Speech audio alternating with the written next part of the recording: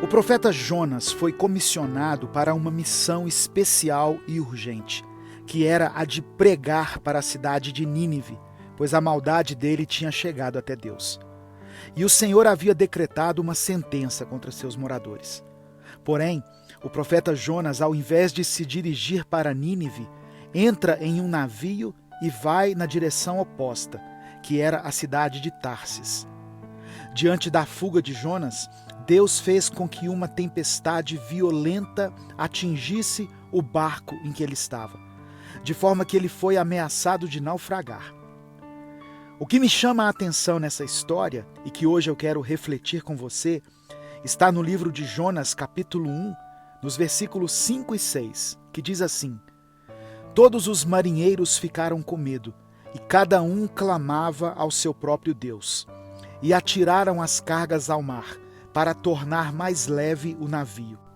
Enquanto isso, Jonas, que tinha descido para o porão e se deitado, dormia profundamente.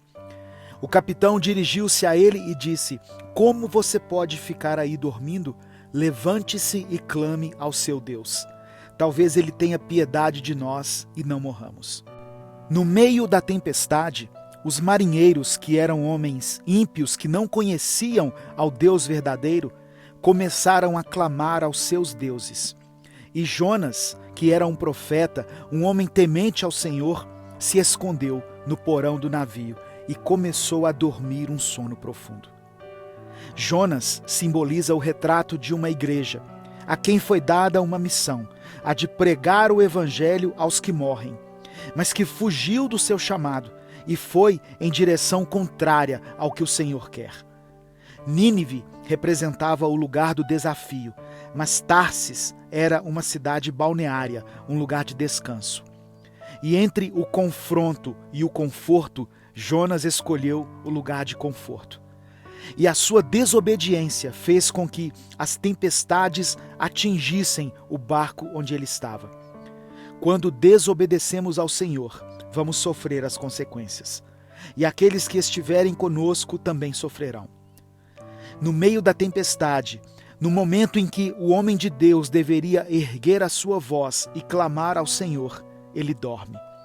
Os outros, aqueles que não conheciam a Deus, começam a orar, enquanto Jonas, o profeta, cai em sono profundo.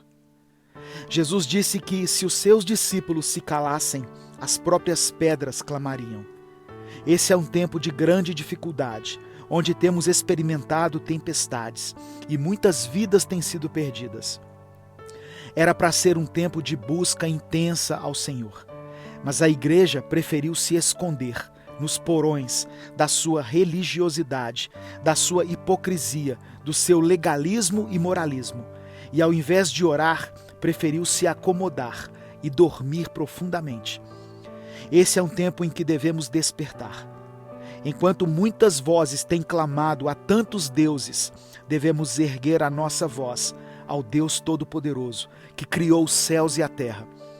Onde estão as vozes proféticas dessa geração? Se calaram enquanto o barco afunda.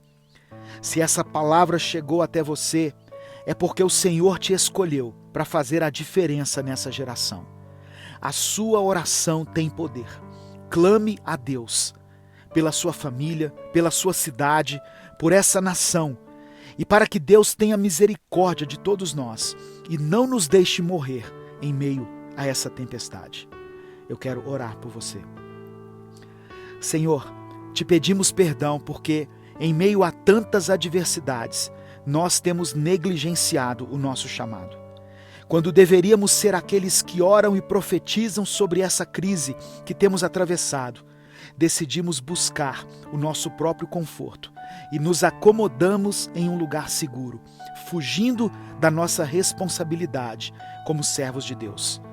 Tem misericórdia de nós, porque nos tornamos uma geração incrédula, preguiçosa e que não tem compaixão pelo perdido.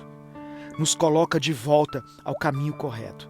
Mesmo que tenhamos que enfrentar dificuldades, mas queremos estar no centro da Tua vontade. Nós oramos e Te agradecemos, em nome de Jesus. Amém. Compartilhe essa mensagem, ela pode mudar a vida de alguém. Inscreva-se e seja membro do canal para apoiar o nosso projeto. Deus te abençoe. Eu sou o pastor Edivaldo Oliveira e esse foi mais um Minuto com Deus.